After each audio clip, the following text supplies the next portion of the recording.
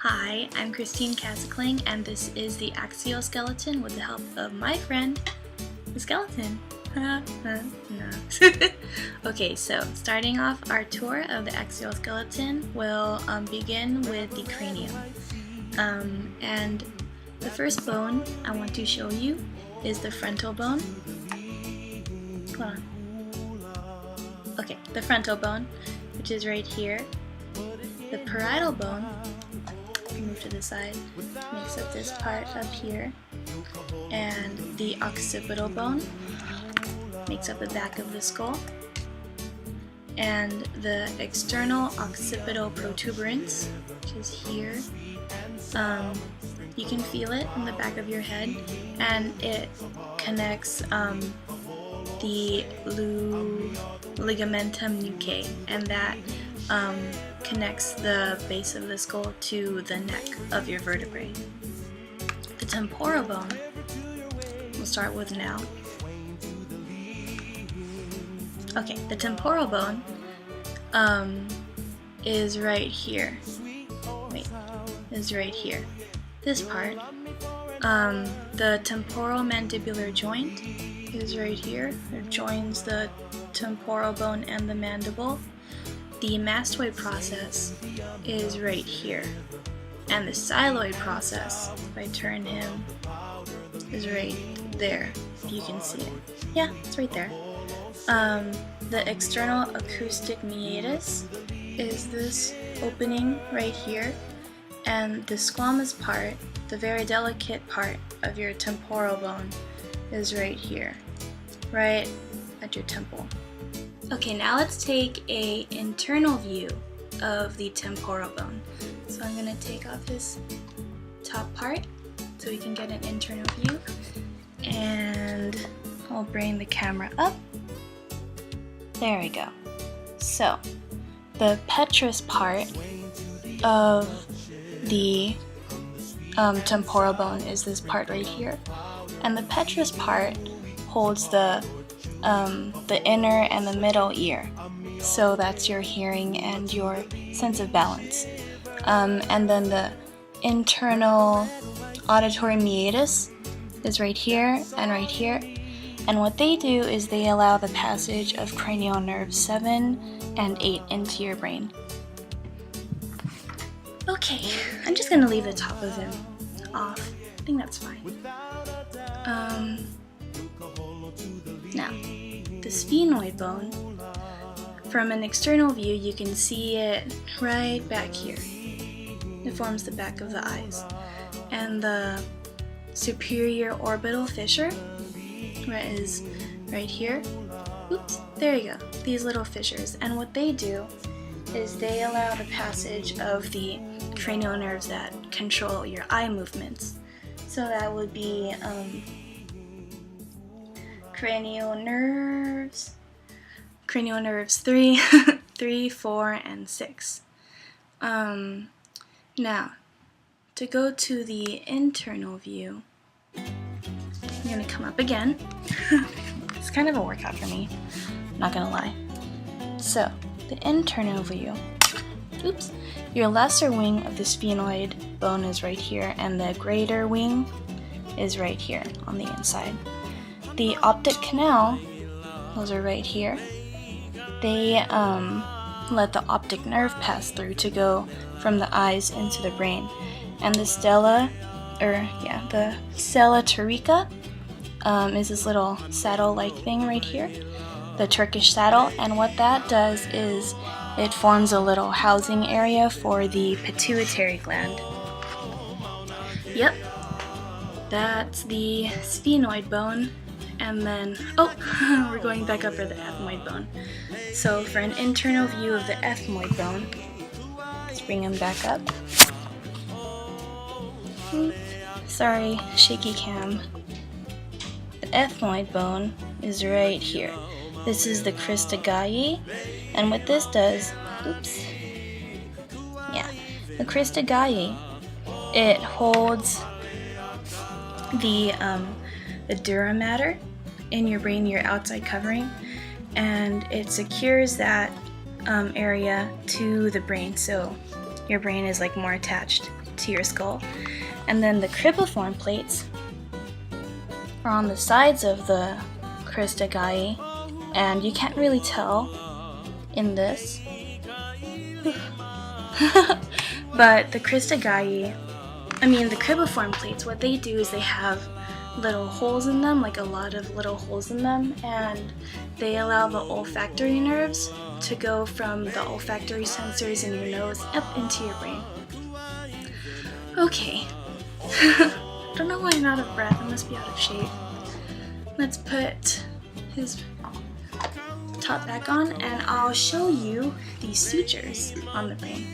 The first suture. Okay.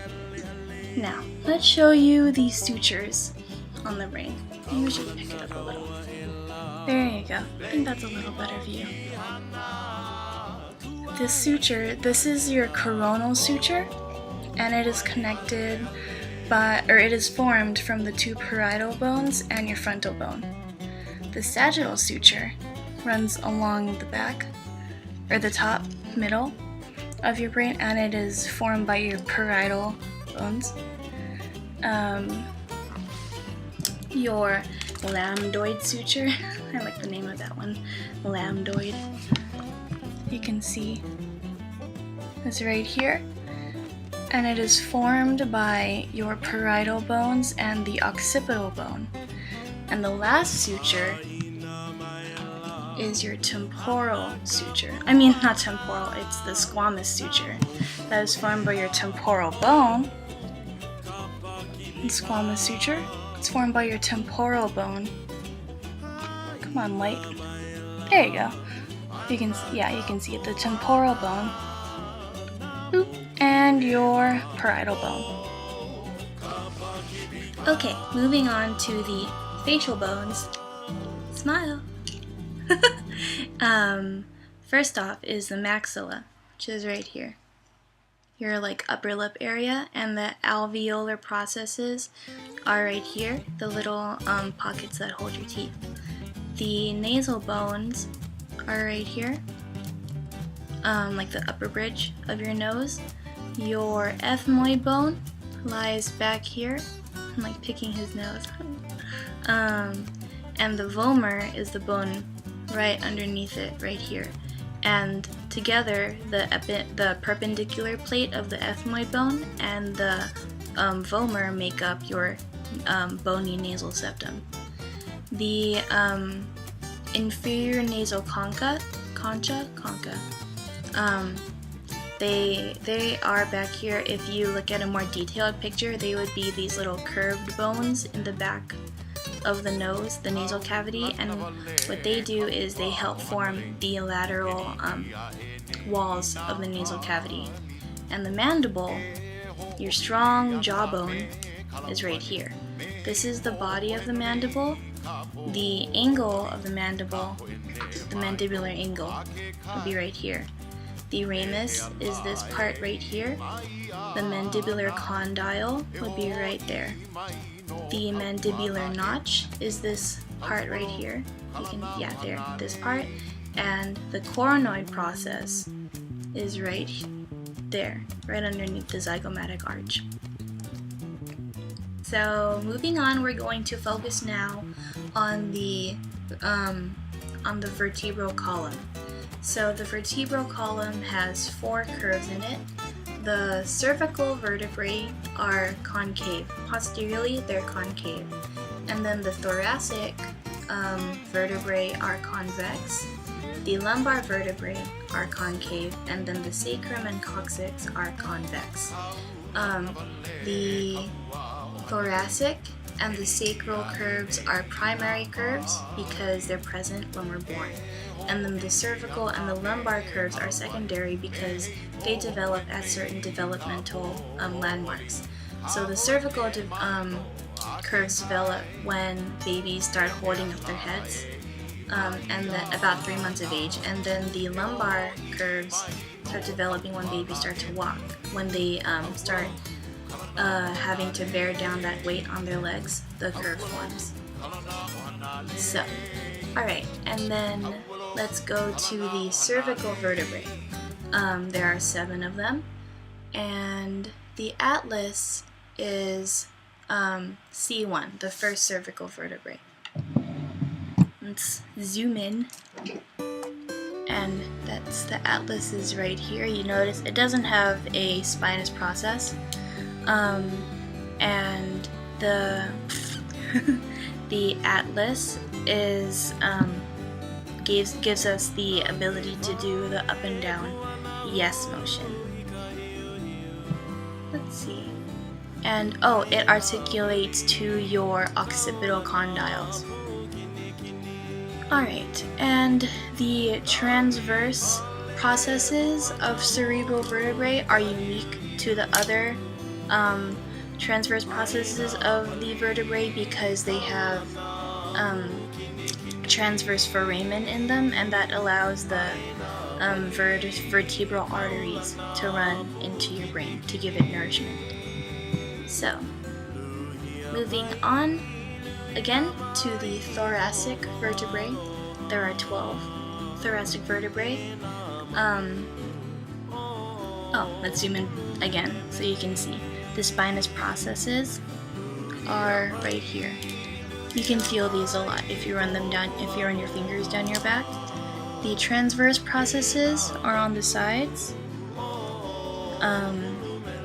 The intervertebral foramen, I don't know how I can show you them because they are inside, but they could be like in here, within like the transverse processes. And then the body of the transverse, the transverse, what am I trying to say? The thoracic vertebrae are this part right here. These are the bodies, and the intervertebral discs lie right in between them. You can see. Yeah, you can see. Now, next up is the lumbar vertebrae. There we go. The lumbar vertebrae. There are 5 lumbar vertebrae. They're the heaviest and the largest of the vertebrae types. And then the sacrum is right here. It's made of 5 fused vertebrae that fuse over time, and then the coccyx is our little tailbone at the bottom.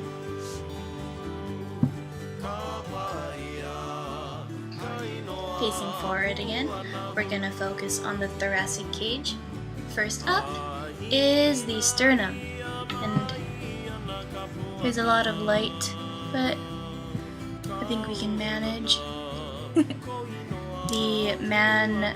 The sternum is right here, and the manubrium is the top part of the sternum, right here. And then the body is the large area here of the sternum, and the end of it is the xiphoid process. And up top, this little curved notch right here, that is your jugular notch. And then your ribs. The ribs are all here. There are 12 ribs in total. 12 pairs of ribs, 24 in total. Your vertebrosternal ribs are your true ribs, and they are connected to your sternum directly.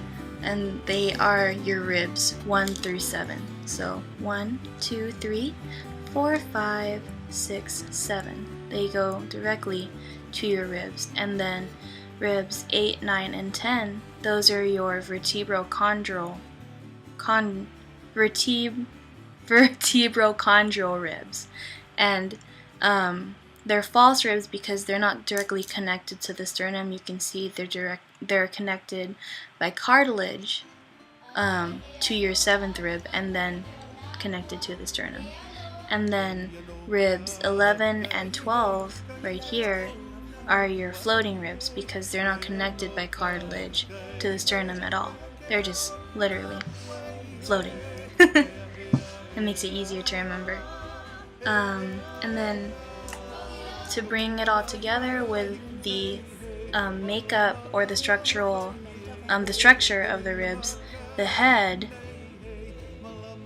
is right here, the part that connects to your thoracic vertebrae. Each vertebrae connects to a rib through two facets on the rib head. One connects directly to its numbered thoracic vertebrae, and then the other facet connects it to those vertebrae directly superior to it. And then the neck of the rib is right about here, and the tubercle of the rib would be like, it's like here, the tubercle. And then there's like the rib shaft and everything. So yeah, I think that about wraps it up. That was your axial skeleton. Thank you so much for watching, and I hope that it was educational and beneficial. Okay.